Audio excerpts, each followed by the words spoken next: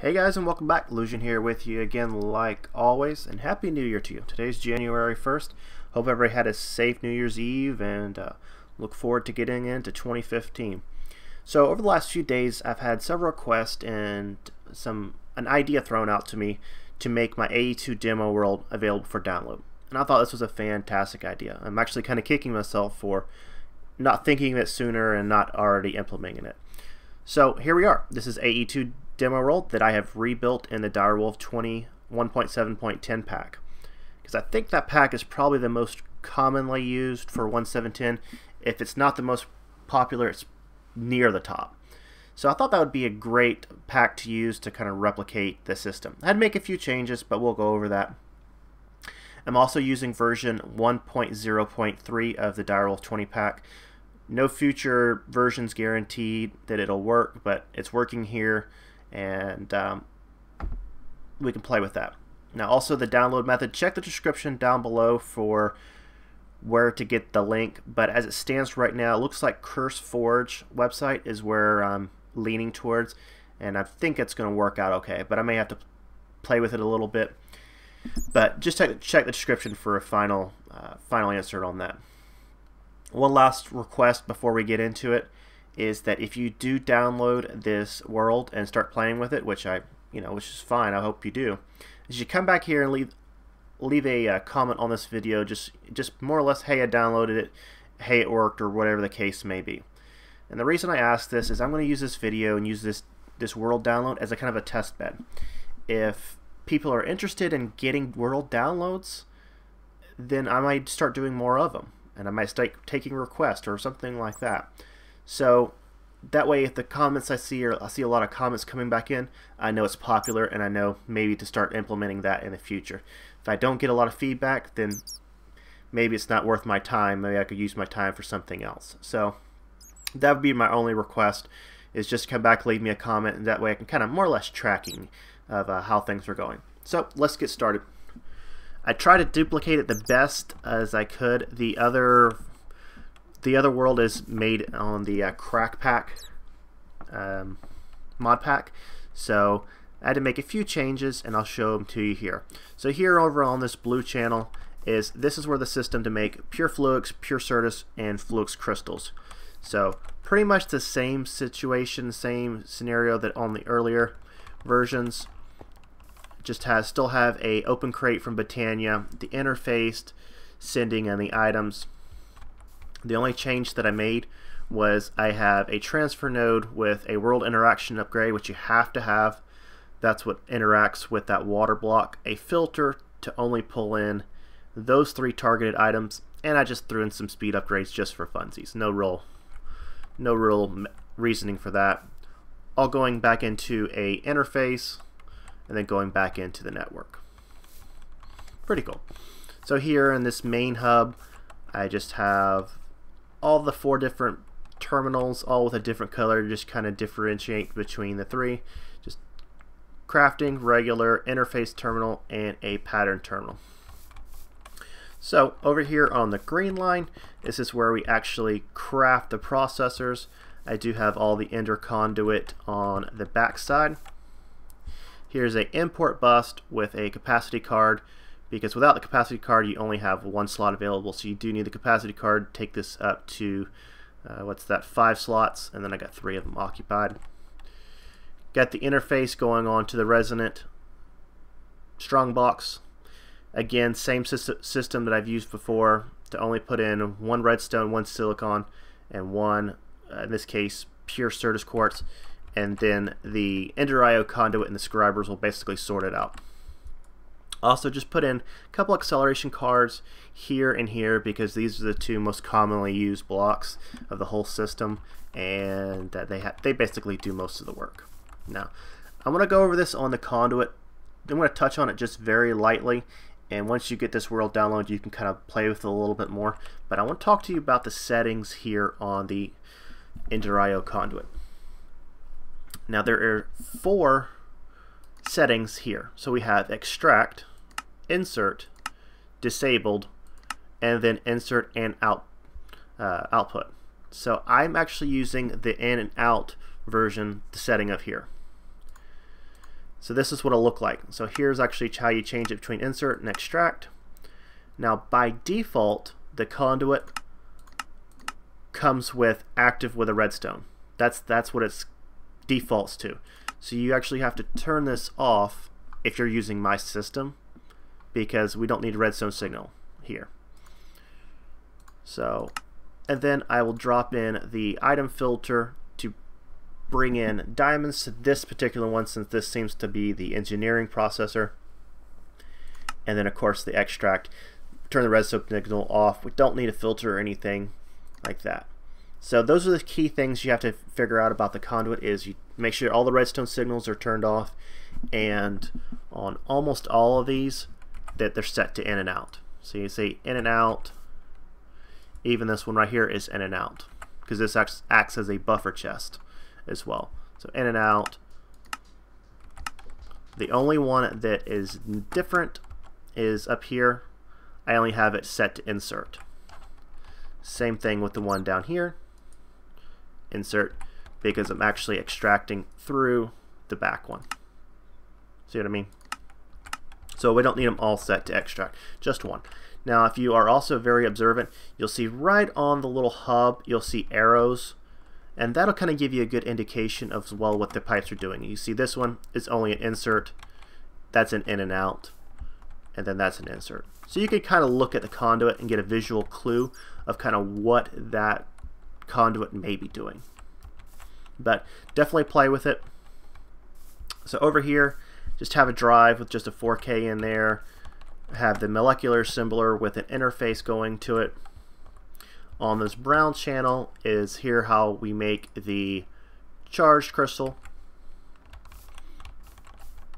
Here on the orange line, this is where we have it set up to keep a set number of items in the network at all time. So that was the last video that I did, is to keep a set number. And then of course I got the storage bus on top. So that is the orange channel. And then I have 3 1K crafting storage up there, just kind of sitting out the way. And then back here on the purple line is I have 2 sag mills. So this sag mill over here, what are you making? You make Fluix dust and Certus quartz dust. Now in the Direwolf 20 pack, to make silicon you have to either sag mill clay, redstone, or sand. Those are really your 4 options. That's your 4 options to make clay. Now in the crack pack you could actually smelt the Galacticraft silicon ore. So that's how I set it up in the other version. So I changed that here as well, and I have it set to make sand, to use sand to get silicon. So you can see there's a 50% chance. So what I did here is I just rounded up actually. So I took here, I said with 3 pieces of sand equals 1 silicon. So if you go through an operation, you will always make sure, always guaranteed to get 1 silicon because of the 50% chance. Now I could set this to 2 sand to 1 silicon and use the pure 50%, but you know how Minecraft can be, so I was just more of a safe than sorry. Of course you can adjust this if you feel like it. Now I left you a little note here, make sure you configure the input and output. That is right here, and you can see if I right click on it, on the block face, I can change it. And I have it set to push pull, so that way this one interface can interact with the input slot and the export slot. And I have it set for both of them, as you can see. Now one other cool little thing that I could do right here is I can make a little quick change. So since this sag mill, is a sag mill, right? Yeah, this sag mill is only dedicated to making silicon in my setup, I can make a change. Let's say, you know what, you are going to be active with a signal. Let's get rid of you. Actually, do still need you there so you can connect to the other one. And then I'm going to put a level emitter on here. Okay. And then on this level emitter, I'm going to say, I want you to output a redstone signal so that way you can keep a half a stack of silicon in the network. So emit a signal when levels are below. So emit it when it's less than 32. Now I have this now active with a redstone signal. Drop a piece of sand in there, and you can see I've already changed this block face to be an input. So now I have this set up to always keep 32 pieces of silicon in the network at all time. So this is really up to you. I'm just kind of going into more of advanced AE stuff. You can either have it make it only when it needs it, or you could do it keep a set amount. But since we are having it keep a set amount here, you probably may not need to do this right here. Might be just easier just to keep the interface on there. But your mileage may vary. Do what you feel is right. This world is for you to play with, you to learn, you to experiment with. So that's going to conclude this video. I'm going to show you how the GUI looks like before we run. So you can see I have it set to keep 5 processors in the network at all time. It's got the 32 silicon in there. And you can see it's dumping some sand out. So the sand is now backed up in here, and it's turned off because it's met its 32 limit, which is fine. And sand's easy to make with a polarizer and an igneous extruder. So just for a quick little demonstration, let's say, you know what? I take all of these 5 calculation processors out. And now it's starting to make some more pure Certus quartz in there. Should just take just a second. That way you can see how the world interaction upgrade on the transfer node works. Come on, a little bit. And I have 4 of these growth accelerators, so it runs pretty quickly. But like I said, I really hope you guys download this, enjoy it, see what you think. Just leave me some comments and let me know how it's going for you.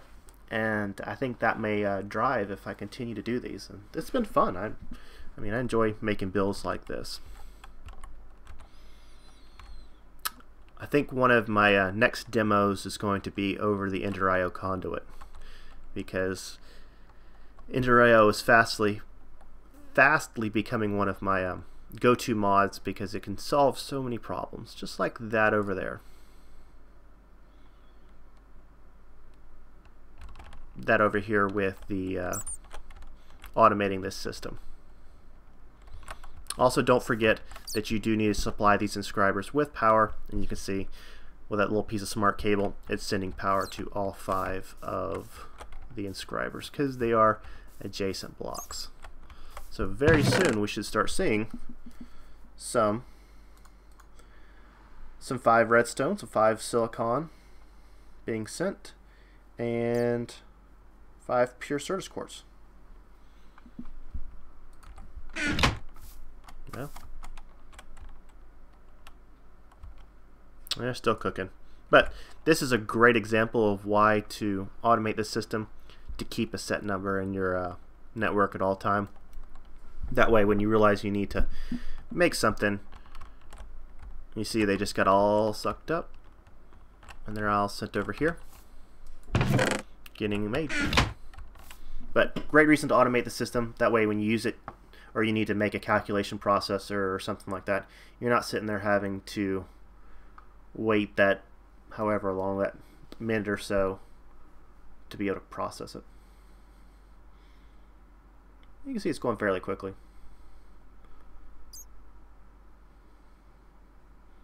And that was probably number 5.